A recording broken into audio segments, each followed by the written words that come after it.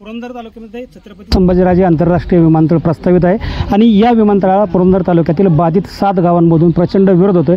मात्र तरी देखील 2 दिवसापूर्वी एका गावामधून पुरंदर तालुक्यातील एका गावामधून या विमानतळाला पाठिंबा देणारा किंवा या विमानतळात जमिनी जात आहेत त्याच्याबद्दल काही मोबदला मागण्याचा ठराव करण्यात आला आणि या गावातील लोकांनी नक्की काय ठराव केला आहे किंवा या संदर्भात नक्की काय झालं होतं आणि बाकीच्या गावाचं काय म्हणणं आहे हे देखील आता आपण जाणून घेणार आहोत। काय सांगाल तुम्ही?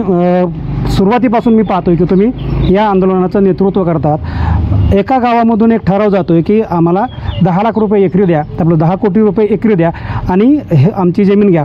नक्की काय प्रकारे कोण होतं ते आणि तुमची काय भूमिका असणार? ते गावचे जे आहे ते त्यांची ती तहकूब ग्रामसभा होती, ठराविक लोक तिथे होते, बहुतांश शेतकरी तिथे उपस्थित नव्हते आणि मग त्यांनी तरीही पहिलं वर्डिंग त्यांचं असं आहे की 1 इंच जमीन आम्ही देणार नाही आणि तुम्हाला त्याच्यावरती प्लॅन बीच पाहिजे तर मग त्यांनी ते 10 कोटी वगैरे ती अशी मागणी केलेली आहे। परंतु तिथले सामान्य शेतकरी आहेत हे त्याला विरोधात आहेत। 150 त्या गावातून हरकती आलेल्या आहेत, नोंदवलेल्या आहेत, 155 हरकती त्या दोन्ही गावातून की आम्हाला जमीन द्यायची नाही। ठरावापेक्षा ती संख्या मोठी आहे आणि हे शेतकरी त्यांचं मत त्यांनी त्याच्यातून व्यक्त केलेलं आहे। त्याच्यामुळे त्या पाठवलेलं आहे ते त्यांनी ठीक आहे, ती चर्चा त्याची झालेली असेल। बाकीच्या आमच्या ग्रामपंचायती आहेत त्या ग्रामपंचायत कुठल्याही प्रकारचा ठराव दिला नाही, आम्ही कुठल्याही प्रकारचा मोबदला मागितला नाही, कुठल्याही प्रकारच्या अटी घातलेल्या नाहीत। शेतकऱ्यांनी ग्रामसभेला जे सांगितले की आम्हाला आमची शेती राहू द्या, ती जर गेली तर आमचं सगळं नष्ट होणार आहे, जीवन संपुष्टात येणार आहे आणि पुढच्या पिढ्यांचं भवितव्य अधांतरी होणार आहे। म्हणून कुठल्याही गावनी कुठल्याही प्रकारचा ठराव दिलेला नाही। लोक अजूनही त्यांच्या शेती न देण्याच्या भूमिकेवर ठाम आहेत, कारण त्यांना त्याचं आत्तापर्यंतचं जीवन हजारो पिढ्या ह्या जगलेल्या आहेत त्या शेतीवर आहेत। त्या काळात नोकऱ्याच नव्हत्या, परंतु ते आज इथपर्यंत त्यांनी आणलेला आहे हा सगळा गाडा। ह्याचाच अर्थ असा आहे की शेती ही सक्सेस आहे। तुम्ही आता तुमच्या जमिनी वाचाव्यात किंवा तुमच्या इथं विमानतळ होऊ नये म्हणून काही राजकीय नेत्यांची देखील गाठीभेटी घेत आहेत। मनोज जरांगे यांना देखील तुम्ही भेटणार आहात। राऊतांकडे तुम्ही गेला होता, काय म्हणाले संजय राऊत? तर त्यांनी आमची व्यथा जाणून घेतली, काही व्हिडिओ पण त्यांनी पाहिले, महिलांच्या रडणं किंवा त्यांच्यावर जो झालेला त्रास आहे, शेतकऱ्यांना जे मारहाण झाली हे सगळं त्यांनी पाहिलं आणि म्हणले हे चुकीच्या पद्धतीने चालू आहे। जर 2018चा GR शासनाचा सांगतो की संमतीने घेऊ, मग जर संमती घ्यायची असेल तर पोलीस नेऊन लाट्या मारून ही कसली संमतीचा प्रकार आहे लोकशाही देशामध्ये प्रचलित असताना सुद्धा। आणि म्हणून त्यांनी हे सगळी माहिती घेतलेली आहे, आम्ही त्यांना सगळी माहिती दिलेली आहे 2016 पासून कशा पद्धतीनं शेतकऱ्यांनी हा लढा इथपर्यंत चालू ठेवलेला आहे आणि हे आमचं त्यांनी गाऱ्हाणं ऐकून घेऊन त्यांनी सांगितलं की आम्ही बरोबर तिथे येऊ, सगळी वस्तुस्थिती पूर्ण पाहू आणि आम्ही मात्र शेतकऱ्यांच्या बरोबर राहू। मनोज जरांगे यांना ते देखील तुम्ही भेटणार आहात, काय सांगणार त्यांना? शेतकरी जर उद्ध्वस्त होत असेल तर मग त्या शेतकऱ्याच्या पाठीमागे ह्या सगळ्याच लोकांनी उभं राहायला पाहिजे आणि त्यांना ती भूमिका पटली की शेतकऱ्यांना मारहाण ते सहन झाले नाही, त्यांना आजारी असल्यामुळे ते लगेच म्हटले होते माझी प्रतिक्रिया पण मी आजारी आहे म्हणून म्हटले मी तुम्हाला नक्की भेटायला येईल। तर त्यांनी आम्हाला वेळ दिली की आम्ही पुन्हा त्यांना भेटायला जाणारच आहोत।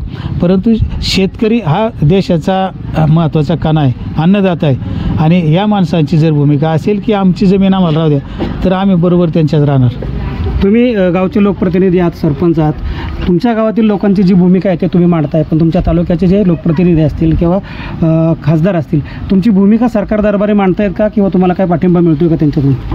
आता जे आंदोलन 1 महिन्याबरोबर तुम्हाला सगळ्यांनाच माहिती आहे की आंदोलन झालं होतं, त्या दरम्यान आपले म्हणजे दानवे साहेबांनी हे घेतली होती, त्याची दखल घेतली, याच्यामुळं थोडीशी दखल याची घेतली गेलेली आहे। कारण नाहीतर इथून मागही आंदोलन झालं, इथून मागही शेतकऱ्यांनी भरपूर विरोध केला, ठराव दिले, सगळं झालं, पण ह्या आंदोलनामध्ये त्याची दखल घेतली गेलेली आहे। आपल्या सुप्रियाताई पण आल्या होत्या, त्यांनीही आपल्या म्हणजे शेतकऱ्यांना सांगितलं आहे की आपण हा संसदेमध्ये विषय मांडूया। पवार साहेबांशी पण आपल्या म्हणजे आपले शरद पवार साहेबांशी चर्चा झाली होती, ते त्यांनी सांगितलं होतं की आपण ह्याची शेतकरी आणि CM साहेब, DCM साहेब किंवा ह्यांच्याशी सगळ्यांशी चर्चा करू आणि याच्यातनं मार्ग काढू म्हणून।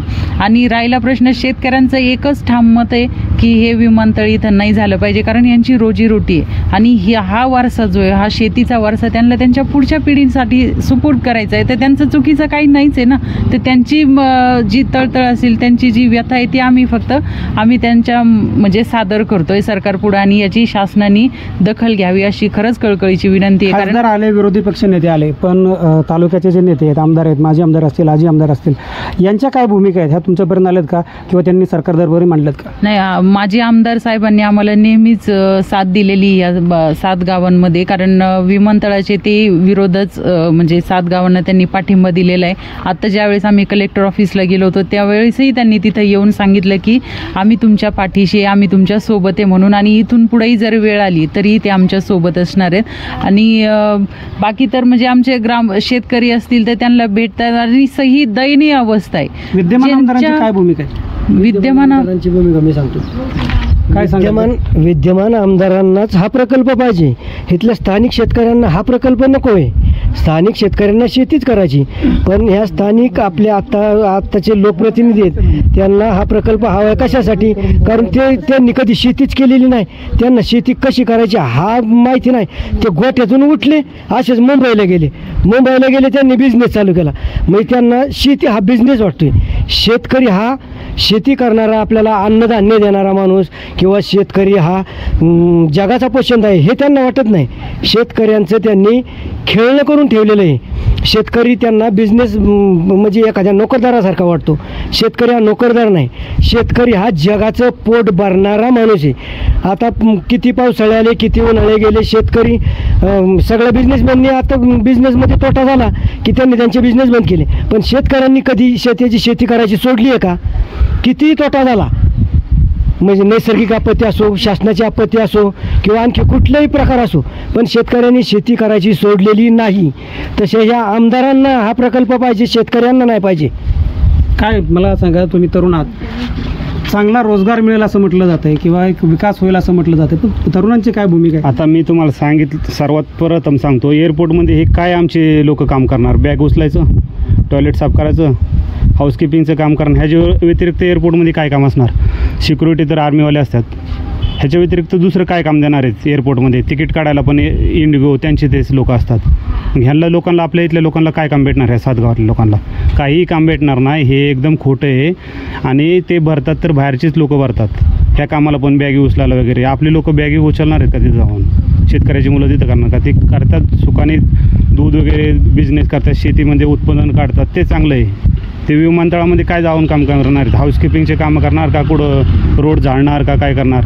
ह्याच्या व्यतिरिक्त काय कामं येतं एअरपोर्टच्या आतमध्ये? काय सांगाल, शेतकऱ्यांना जर 10 कोटी एकराला दिले तर तुमचा पाठिंबा राहील का?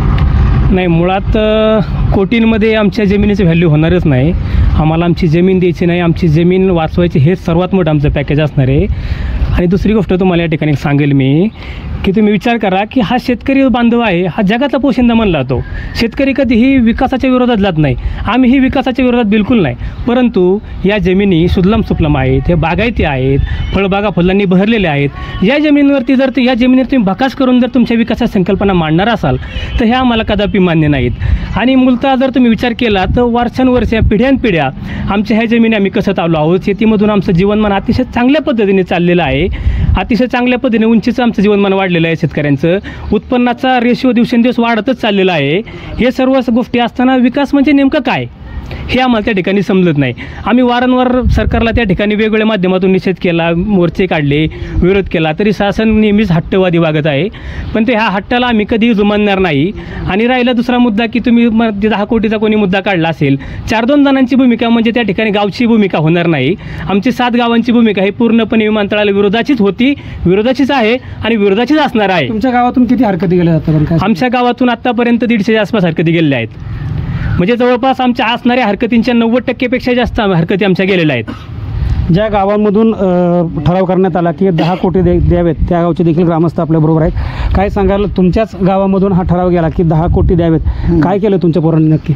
ते आमच्या गावामध्ये असं झालं, पहिली ग्रामसभा झाली तर 90 सह्या झाल्या आणि 10 सह्या काय म्हणून हे करण्यात आले, तहकूब झाली. मग 10 दिवस 8 दिवसांनी घेतली. त्याच्यानंतर जी प्रमुख मंडळी शेतकरी होती ना ती उपस्थित नव्हती, पोरं सोरं होती, त्यांना वाटलं आपलं बोलायचं काहीतरी, म्हणजे त्याला काही मजा नाही बोलण्याला. आम्ही 7 गावाबरोबर आहे तुम्हाला ठाम सांगायचं म्हणजे. आणि आम्हाला जर विमानतळाला जमीन द्यायची असते तर आम्ही ते फार्मच भरून दिले नसते. आम्ही आमच्या हरकती दिल्यात ना आम्हाला जमीन द्यायची नाही.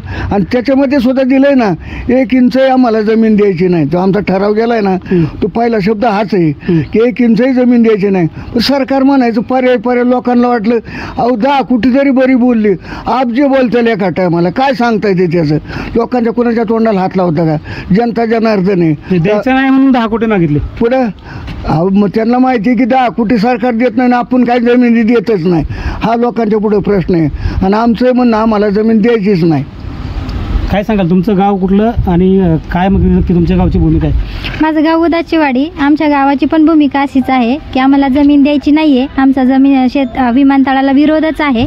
जमीन आमची आई आहे आणि आई कुणी विकत नसतं काय. आणि ही आई आम्हाला जपून ठेवायची आहे. मागच्या पिढीकडून आलेले हे आहे ते विकायचं नसतं, ते पुढच्या पिढीला द्यायचं असतं. ही आमची ठाम भूमिका आहे. चांगली जर प्रपोजल सरकारनं तुमच्या पुढं मांडलं, चांगलं लोकांच्या फायद्याचा प्रपोजल आलं तर तुमच्या गावाची भूमिका काय असेल? तरीसुद्धा आमचं गाव देणार नाही आहे. चांगलं प्रपोजल मांडलं, किती पण चांगलं मांडू द्या, तरीसुद्धा आम्हाला आमची जमीन द्यायची नाही आहे. जमीन ही आमच्यासाठी महत्त्वाची आहे. ती आमच्या रोजीरोटीची इन्कम आहे, त्याच्यामुळे आम्हाला नाही द्यायची. आणि सरकारने जरी आम्हाला कितीही पैसे दिले तरी त्या पैशाचं आम्ही करणार काय ना. आमच्या शेतकऱ्यांकडे तेवढं स्किल पण नाही आहे. शेती करण्याचं स्किल आहे, त्याच्यामुळे आम्ही ती शेतीच करणार. कितीही पॅकेज दाखवलं तरी त्याला आम्ही भुलून जाणार नाही आहे. काय सांगाल, लोकांचा विरोध होतोय, सरकार तर हट्टाला पेटले, तुमची काय भूमिका? नाही, मुळातच सरकारने यानं हे लक्षात घ्यायला लागेल की जर लोकांना नको आहे आणि लोक अनेक वर्षांपासून काही झालं तर आम्हाला जमीन द्यायची नाही असं म्हणतात, अशा वेळेला हे मंत्री असतील, सगळे नेते असतील, हे एकीकडे कबूल पण करतात. म्हणजे बावनकुळे यांनी पण ज्यावेळेला स्टेटमेंट केलं की 3-4 वेळा ते एकाच स्टेटमेंटमध्ये बोलले की शेतकरी द्यायला तयार नाहीत पण आम्ही घेणारच आहे, शेतकरी द्यायला तयार नाहीत तरी आम्ही घेणारच आहे. एकीकडे आपण लोकशाहीच्या देशामध्ये राहतो असं म्हणतो आणि दुसरीकडे ही तुम्ही देणार नसलं तर आम्ही घेणारच आहे असं ज्यावेळेला आपण जबरदस्ती करतो तर ते एक विचार करायला पाहिजे. दुसरा त्याच्यातला मुद्दा आहे की तुम्ही विकासाच्या ज्या काही गप्पा केल्या जातात तर मुळात विकास कुणाचा? विकास हा माणसाचा असतो ना. त्यामुळे जर तुम्ही गावातली माणसं गावाच्या बाहेर काढणार, जिथं बागायती जमीन आहे तिथून माणसं बाहेर काढणार आणि मग विकासाच्या गोष्टी बोलणार तर हे धादांत खोटं आहे. आणि तिसरी गोष्ट त्याच्यातली अशी की आजूबाजूची जी गावं आहेत या गावांचा पण मुद्दा हा लक्षात घ्यायला पाहिजे की आता हे झाल्यानंतर हे केवळ पुरंदरच्या विकासासाठी असं सांगत असले तर वास्तव हे जे आहे की ते आपल्याला समजून घ्यायला लागेल की 3103 हेक्टरचे जे तिथे लॉजिस्टिक पार्क होणार आहे याला जोडूनच, तर हे खरं त्याच्यासाठी चाललेलं आहे. तालुका हे फक्त नावाला निमित्त आहे. करायचं हे सगळं जे लॉजिस्टिक पार्कला सोयीचं व्हावं, तिथल्या जमिनी अदानी जे काय करतील त्याच्यासाठी जायला पाहिजे म्हणून ते चाललं आहे. आणि मग अशा वेळेला तुम्ही सामान्य माणसाच्या जगण्याचा विचार करणार. आता संविधानाचा अमृत महोत्सव चालू आहे. मग असं असताना संविधानातलं जे महत्त्वाचं कलम आहे की आम्हाला प्रत्येकाला सन्मानानं जगण्याचा हक्क आहे. म्हणजे आम्हाला सन्मानानं जगण्याचा हक्क असेल तर तुम्ही आमच्यावरती लाठीचार्ज करणार, तुम्ही लोकांना वेगवेगळ्या अटक करण्याच्या किंवा केसेस टाकण्याच्या धमकी देणार आणि वेगवेगळ्या पद्धतीनं दबाव आणणार, तर हे सगळं तर ह्याच्यामध्ये बसत नाही. तर मला असं वाटतं की विकास पाहिजे ना, पण विकास नक्की काय? म्हणजे मला नेहमी असं वाटतं की शासन असं सांगतं की आमच्याकडं खूप पैसा आहे, 6,000 कोटी 8,000 कोटी असा नुसतं जमीन खरेदी करण्यासाठी आहे. मला पुन्हा असं वाटतं की जर तुमच्याकडे एवढे पैसे आहेत ना 6,000 8,000 कोटी तर 7,000 कोटी तुमच्याकडेच ठेवावरचे. फक्त 1,000 कोटी या गावातली जी लोक आहेत त्यांच्या विकासाचे जे प्रश्न आहेत, पाण्याचा प्रश्न आहे, शेतीपूरक व्यवसायांचा जो प्रश्न आहे त्याच्यामध्ये तुम्ही गेलत ना तर ती खऱ्या अर्थानं ज्याला आपण शाश्वत विकास म्हणतो ना तो विकास टिकेल. त्यामुळे लोक उठवून कधीच विकास होत नाही. विकास करा पण विनाश नको. शेवटाकडे मी येतोय. मी तुम्हाला शेवटी विचारेल की गेल्या महिन्यात आपण संघर्ष पाहिला, लोकांची डोकी फुटली, रक्त सांडलं, गुन्हे दाखल झाले, तरी देखील सरकार असं म्हणतं की आम्ही हा प्रकल्प राबवणारच आणि विमानतळ तिथं होणारच. सरकारची जर अशी आडमुठेपणाची भूमिका असेल किंवा ठाम भूमिका असेल विमानतळ करायचं तर तुमची भूमिका काय राहणार आहे? कसा संघर्ष असेल? शेतकऱ्यांची भूमिका आमची पहिल्यापासून आहे. ह्या हिंसेच्या मार्गाने आम्ही हा लढा चालूच ठेवणार. सरकारने किती अन्याय केला तरी त्याला आम्ही अहिंसेच्या मार्गाने प्रत्युत्तरे देतच राहणार आहे. जो घटनेने अधिकार दिला आहे त्याचाच वापर करून आम्ही हा लढा पूर्णपणे सरकारच्या विरोधात देणारच आहोत.